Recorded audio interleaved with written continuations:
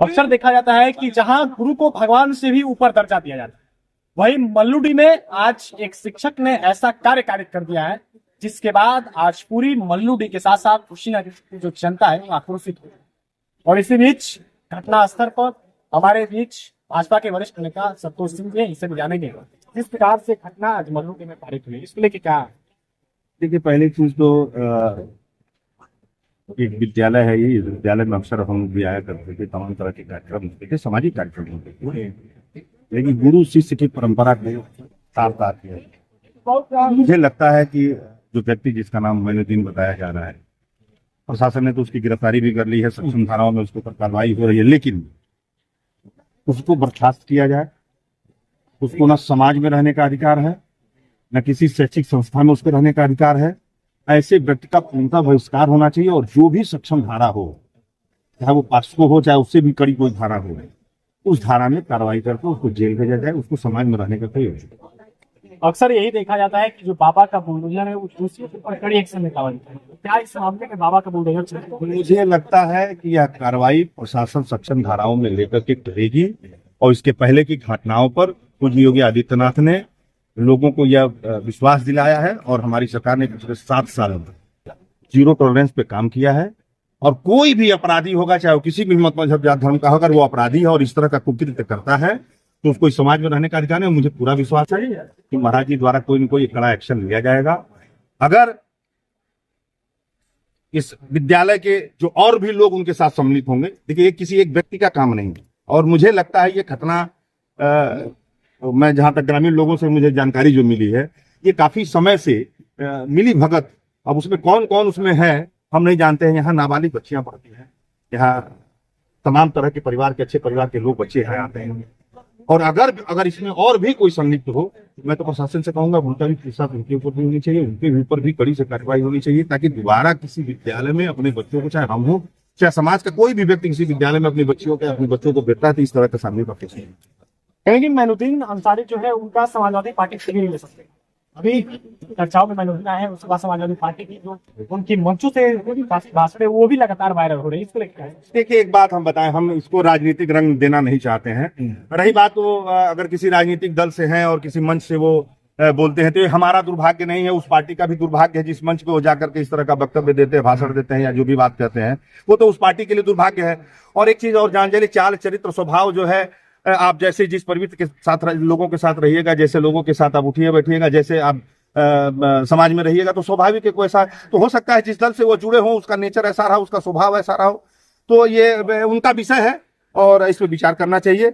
मैं किसी समाज के और किसी पार्टी के नाते नहीं, ये जो घटना घटा है इंसानियत के नाते, और समाज में इस तरह की घटना अगर घटी है और आज के परिवेश में जहां पूरी दुनिया डिजिटलाइजेशन की तरफ मूव कर गई है, जहां कमरों में कैमरा लगा रहता है, विद्यालय में सीसीटीवी कैमरे लगे रहते हैं, सबको सबकी जानकारी रहती है। जैसे मैंने पूछा तो लोग बोले कि सारे जगह सीसीटीवी कैमरा लगा है, सिर्फ उसी कमरे में नहीं लगा जिसमें प्रिंसिपल महोदय बैठते हैं और जिसमें ये लोग अध्यापक लोग जाकर के मीटिंग करते हैं। तो स्वाभाविक है कहीं ना कहीं उसका मन अगर बढ़ा है और इस तरह की अगर घटना का अंजाम दिया तो इसमें कोई ना कोई और संलिप्त होगा, उसी के सह पे ये कार्यक्रम, ये चीजें, ये घटना आज से नहीं, मुझे लगता है कि कई वर्षों से चली आ रही है। तो मुझे पूरा विश्वास है कि सरकार और प्रशासन इसको संज्ञान में लेकर कठोर से कठोर कार्रवाई करेगी। सबसे पहले तो उनका बर्खास्तगी का प्रक्रिया प्रारंभ करना चाहिए, उसको बर्खास्त करना चाहिए, अभी उसको समाज में शिक्षा में कहीं रहने का। अभी भी जनपद और प्रदेश में ऐसे काफी विद्यालय कार्यरत है और उनमें ऐसे टीचर भी हैं जो लड़की के साथ शोषण करते हैं। हालांकि कुछ मामला प्रकाश में आता है, कुछ मामला प्रकाश में नहीं आता है। तो क्या आपको नहीं लगता है कि ऐसे विद्यालयों की एक बार कोई विशेष टीम के साथ जांच होनी चाहिए? देखिए, सरकार बड़ा ही संवेदनशील है इस मामले में। विद्यालयों के ऊपर जो गाइडलाइन आए हैं सरकार के, उसके गाइडलाइन के हिसाब से सरकार काम कर रही है। सबको, बच्चों के कैसे सुरक्षित रहेंगे, लड़के कैसे सुरक्षित रहेंगे, उनके लिए गाइडलाइन सरकार ने बनाया है, सारे विद्यालयों को निर्देश दिया गया है। रही बात अगर इस तरह की घटना और कहीं हो रही है या कोई विद्यालय परिवार में बच्चा पढ़ने वाला है, उसका परिवार इस घटना को छुपा रहा है, वो छुपाना भी एक अपराध है। मुखर होकर के आपके माध्यम से, आपके चैनल के माध्यम से मैं यही अपील करूंगा कि अगर आपके परिवार में आपके बच्चों के साथ, आपके बच्चियों के साथ अगर इस तरह की घटना किसी विद्यालय में हो रही है तो आप बिल्कुल उसका विरोध करिए, आप सामने आइए, सामने आकर के आप लोगों को बताइए, ताकि उस विद्यालय का असली चेहरा उजागर हो, दोषियों पे कार्रवाई हो। मैं यही निवेदन करूंगा समाज के प्रत्येक वर्ग के लोगों, हम भी, हमारी भी बेटियां हैं, हमारे भी बच्चे हैं, हम सबसे यही कहेंगे, इसमें डरने वाली कोई बात नहीं है। हमारे बच्चे जो नाबालिग हैं, जिनको अभी समाज का उतना ज्ञान नहीं है, शिक्षा के इस मंदिर में पढ़ने आते हैं, अगर इस तरह का कोई दुराचारी इस तरह का कुकर्म करता है, कुकृत्य करता है, तो उसके ऊपर कार्रवाई होनी चाहिए। मैं गार्जियनों से अपील करूंगा, अगर आपके बच्चे के साथ इस तरह की कोई बातें हो रही है तो बिल्कुल शर्माइए मत, समाज के सामने आइए, कानून उसको दोषी करा देगा, उसको सजा देगा। एक तरफ लास्ट में आपसे सवाल ये जानेंगे कि एक तरफ जहां भाजपा सरकार लगातार अपने मंचों से अपने वादों में एक दावा करती है कि जीरो टॉलरेंस नीति के तहत हम तमाम अपराधों को खत्म कर रहे हैं, लेकिन वही उत्तर प्रदेश में देखा जा रहा है कि लगातार जो अपराध का जो ग्राफ है वो बढ़ता ही जा रहा है। इसके पीछे देखिए, यहाँ दो चीजें हैं, स्पष्ट में कहूँ, ये किसी से छुपा नहीं है, चाहे पक्ष हो या विपक्ष। भारतीय जनता पार्टी की सरकार बनने के बाद जीरो टॉलरेंस पे काम हुआ है, तो योगी आदित्यनाथ ने इसको प्रमाणित करके दिया है। हमारे वहां गुंडे बदमाश तो थे, या तो चले गए, या तो समाप्त हो गए, या तो जेल में जाकर के बैठे हैं, बाहर नहीं आ रहे हैं। काम सरकार अपने हिसाब से कर रही है। रही बात, ये चीजें उजागर हो क्यों रही है, ये चीजें सामने इसलिए आ रही हैं कि उत्तर प्रदेश की सरकार और प्रशासन के लोग इतने एक्टिव हैं कि अगर छोटी सी भी कोई घटना इस तरह की हो जा रही है तो सरकार उसके लिए प्रतिबद्ध है, और प्रशासन उसके लिए प्रतिबद्ध है, तुरंत उसके ऊपर पकड़ करके कार्रवाई कर रही है। और प्रशासन ने वही किया है, मजदूर को पकड़ करके रातों रात उनको जेल में डालने का काम किया है, उनके ऊपर उचित कार्रवाई हो रही है। फिर मैं दोहराऊंगा इस बात को कि उनके खिलाफ उनको बर्खास्त करके भारतीय कानून में जो भी कठिन से कठिन धारा बनती है, उस धारा के अंदर उनको सजा होनी चाहिए। ना उनको किसी विद्यालय में रहने का जगह है, ना उनको समाज में रहने। अपने सीमावर्ती प्रदेश बिहार में चुनाव आने वाला है, और बिहार में जब भी सरकार का उदाहरण दिया जाता है तो जंगल राज की बात कही जाती है। लेकिन कहने के विगत दिनों में जिस प्रकार से उत्तर प्रदेश और खास तौर पर कुशीनगर, देवरिया और महाराजगंज के जनपद में लगातार कभी निहाल सिंह हत्याकांड हुआ, विशाल सिंह हत्याकांड हुआ, फिर इसके बाद एक टीचर द्वारा इतने शोषण युवतियों का किया जा रहा है, ये नहीं लगता है कि क्या जिस बिहार में जंगल राज की बात कही जा रही थी वहीं उत्तर प्रदेश में जंगल राज शुरू हो गया? देखिए, घटनाएं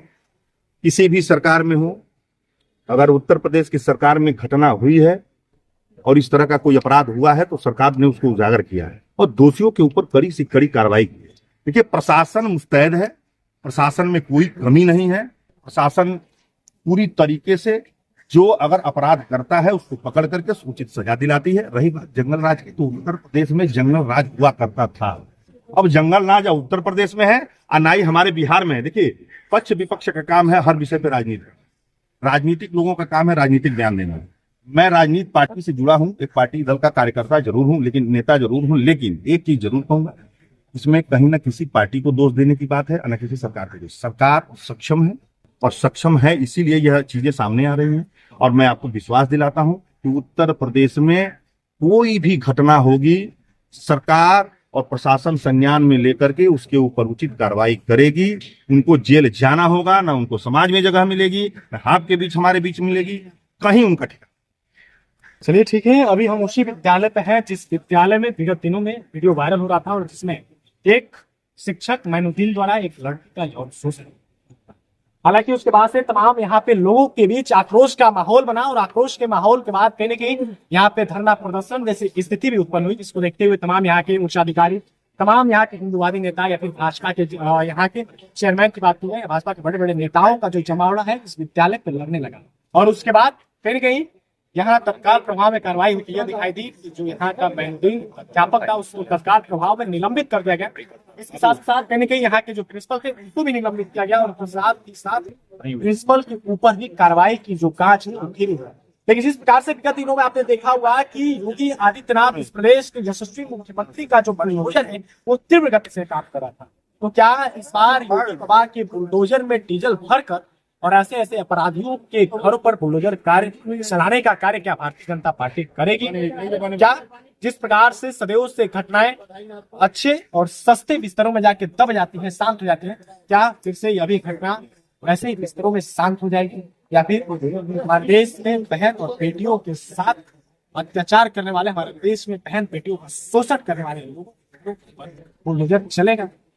बाकी इस तमाम स्थिति और परिस्थिति को आप लोग के बीच रख रहा हूँ। आप लोग को यह वीडियो कैसा लगा और तमाम उन लोगों के साथ क्या कार्रवाई होनी चाहिए जो ऐसे छात्राओं,